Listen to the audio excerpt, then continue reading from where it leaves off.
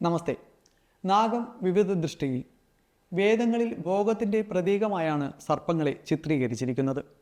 അഥർവവേദത്തിലാകട്ടെ സർപ്പവിഷയങ്ങൾക്കെതിരായി ഉപയോഗിക്കേണ്ട മന്ത്രങ്ങളെപ്പറ്റി പ്രതിപാദിക്കുന്നു. പാമ്പ് വളയൂരുന്നത്, അവയുടെ ചലനരീതികൾ, ശൈത്യകാലത്ത് മണ്ണിനടിയിൽ പോകുന്ന പാമ്പുകളുടെ മയക്കം, സർപ്പ വിഷയത്തിൻ്റെ ദുഷ്ഫലങ്ങൾ, മന്ത്രം ഉപയോഗിച്ച് അവയ്ക്കുള്ള പരിഹാരങ്ങൾ എല്ലാം അഥർവവേദത്തിൽ കാണുവാൻ സാധിക്കും. ഋഗ്വേദത്തിലും മറ്റു ചില സംഹിതകളിലും സർപ്പദംശനത്തിൻ്റെ വിഷസ്വഭാവം പറയുന്നുണ്ട്.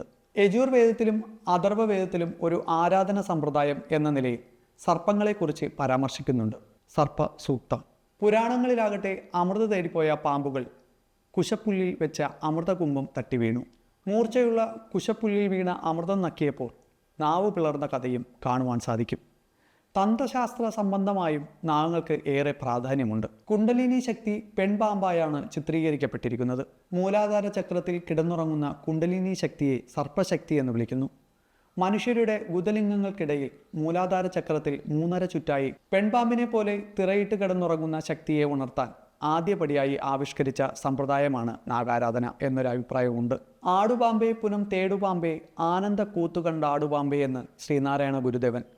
കുണ്ടലിനി പാട്ടിൽ പാടിയ പാമ്പ് സുഷ്മന ശീർഷണിയിൽ ഉറങ്ങിക്കിടക്കുന്ന പാമ്പിനെ ഉണർത്തലാണ്.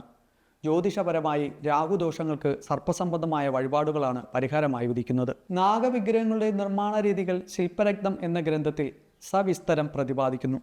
ഒറ്റസംഖ്യയിൽ വരുന്ന ഫണങ്ങളോടുകൂടിയതും മനുഷ്യാകാരം പൂണ്ടതുമായ രൂപത്തിലാണ് നാഗവിഗ്രഹങ്ങൾ. ശിവലിംഗം പഞ്ചപണമായും വാൽക്കണ്ണാടിയും ഫണമായും നാഗവിഗ്രഹങ്ങൾ പ്രചാരത്തിലുണ്ട്. നാഗവിഗ്രഹങ്ങൾ അധികവും ശിലയിലായിരിക്കും നിർമ്മിക്കപ്പെടുക. വിവിധ മതങ്ങളിലും നാഗം സുപ്രധാന ഘടകമാണ്.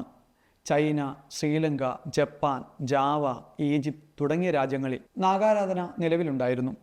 തക്ഷശില, താഷ്കന്റ് തുടങ്ങിയ പ്രദേശങ്ങൾ തക്ഷകന്റെ രാജ്യമാണെന്നാണ് സങ്കല്പം.